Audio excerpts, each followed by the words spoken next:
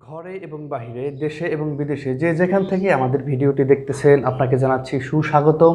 আমি মাসুদ আহমেদ, আপনারা দেখতেছেন আনলিমিটেড টেক।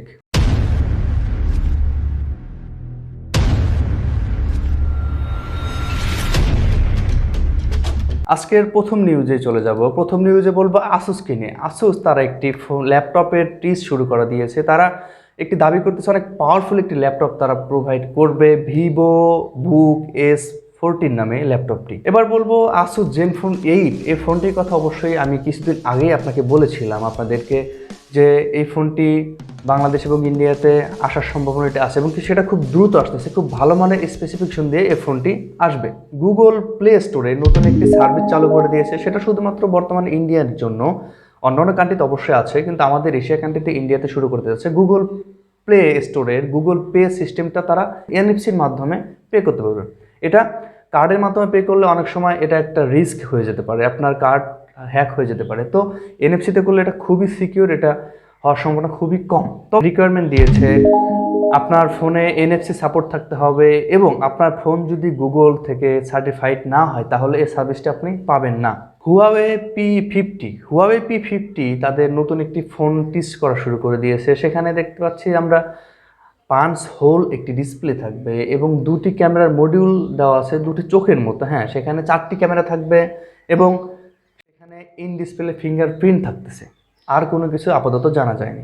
ইয়ারবাডসের দিকে আমরা ধীরে ধীরে ধাবিত না হলেও কোম্পানিগুলো আমাদেরকে ধীরে ধীরে ধাবিত করে দিচ্ছে বা দেবে, কারণ ফোন থেকে সরিয়ে নেওয়া হচ্ছে 3.5 মিলিমিটারের জ্যাক।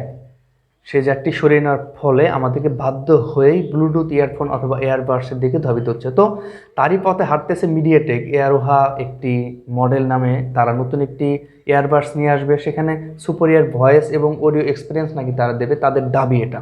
সেখানে থাকতেছে ব্লুটুথ 5.1 এর সাপোর্টেড ওয়াটার রেজিস্ট্যান্ট থাকতেছে এবং তাদের দাবি সিঙ্গেল চার্জে 20 ঘন্টা চার্জ ব্যাকআপ দেবে। চলে যাচ্ছি পরবর্তী নিউজে। এয়ারবাডসের কথা যখন বললামই, সেখানে বলতেছি নোকিয়ার কথা।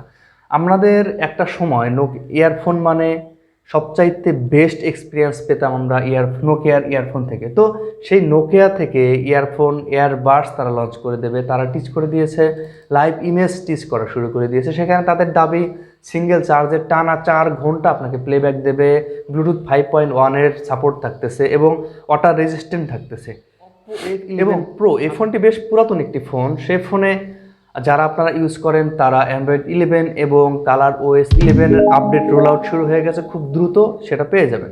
চলে যাচ্ছে রেডমি K40। হ্যাঁ, এটি একটি লঞ্চ হয়ে গেল, গতকাল চায়নাতে লঞ্চ হয়ে গেছে এবং প্রথম 1 মিনিটে 1 লাখ সেল হয়েছে চায়নাতে। অবিশ্বাস হলে এটাই সত্য, প্রথম মিনিটেই 1 লক্ষ সেল হয়ে গেছে। রেডমি নোট 10S, এ ফোনের লিক্স অলরেডি আসা শুরু হয়ে গেছে। সেখানে থাকতেছে 64 মেগাপিক্সেলের ক্যামেরা, মিডিয়াটেকের ডায়মন্ডসিটি 95 প্রসেসর, একটি gaming processor, 6.43 inch full HD plus super AMOLED display থাকতেছে, 33 ওয়াটের ফাস্ট চার্জার থাকতেছে, 5000 mAh battery, dual stereo speaker আপনাকে অন্যরকম একটা এক্সপিরিয়েন্স দেবে অডিওর জন্য।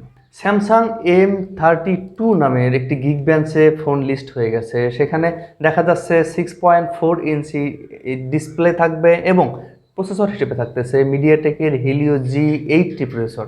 স্যামসাংয়ের নিজস্ব UI 3.1 তার লাইভ ভিডিও তারা টিচ করা শুরু করে দিয়েছে যে এত স্মুথ, যথেষ্ট স্মুথ। মামলার মুখে পড়লো স্যামসাং S20 ফোনটি। সেখানে বেশ কিছু ডিফেক্ট দেখা গিয়েছে। সেখানে ক্যামেরার যে গ্লাসটা সেটি ফেটে যাচ্ছে এবং ভেঙে যাচ্ছে, এই জন্য গ্রাহকরা মামলা করেছে। এটি কেন হচ্ছে?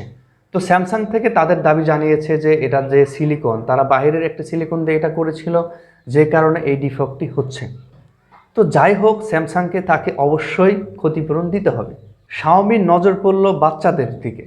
হ্যাঁ, কথাটি এরকমই, বাচ্চাদেরকে নজর পড়ছে, কারণ তারা ব্লুটুথ GIS সার্টিফিকেশন সাইটে তাদের একটি কিডস স্মার্ট ওয়াচ মডেল নামে একটি স্মার্ট ওয়াচের মডেল নাম্বার লিস্ট করে দিয়েছে। খুব দ্রুত সেটা আসবে, এটা বাচ্চাদের জন্য। টেকনো ইভালি থেকে বেশ ভালো ভালো অফার কিন্তু আমরা পেয়ে থাকি, বিভিন্ন ফোনের কম দামে বেশ ভালো ভালো স্পেসিফিকেশন ফোনগুলো পেয়ে থাকি। তো টেকনো এমনিতে মোটামুটি কম, তারপরে ইভালি থেকে আসতেছে আরও কম দামে আমরা টেকনোর বেশ কিছু ফোন পাবো। তারই টিজ করা শুরু করে দিয়েছে টেকনো বাংলাদেশ থেকে। ইভ্যালিতে আরও একটি দেশীয় পণ্য আমাদেরকে প্রোভাইড করবে, কম দামে ভালো মানের ফোন দেবে, ওয়ালটন প্রিমো ZX4। সেখানে থাকতেছে হিলিও G95 প্রসেসর। এটি একটি গেমিং প্রসেসর, অনেক ভালো, অনেক পাওয়ারফুল একটি প্রসেসর। র্যাম হিসেবে থাকতেছে 8GB, স্টোরেজ হিসেবে থাকতেছে 128GB। আমরা চাই দেশি কোম্পানিগুলো ভালো ভালো কিছু করুক, যাতে আমরা কম দামে ভালো কিছু পাই। এবং শেষ খবরে বলবো, ভিভো গিম্বেল ক্যামেরা নিয়ে এসেছিল বেশ কিছুদিন আগে, এবং তারই আপডেট, তারই সাকসেসর গ্যাম্বেল স্টেবিলাইজেশন 2.0। এটা আরও স্টেবল হবে, আপনাকে ফটোগ্রাফি ভিডিওগ্রাফিতে আরও অন্যরকম একটি মজা দেবে। আপনার ফোন বা হাত যতই নাড়াচাড়া করুক না কেন, কিন্তু আপনার ভিডিও স্টেবল থাকবে। আপনার গুরুত্বপূর্ণ সময় ব্যয় করে আমাদের ভিডিও দেখার জন্য আপনাকে অসংখ্য ধন্যবাদ, এবং আপনারা আমাদের সাথে থাকবেন সবসময়।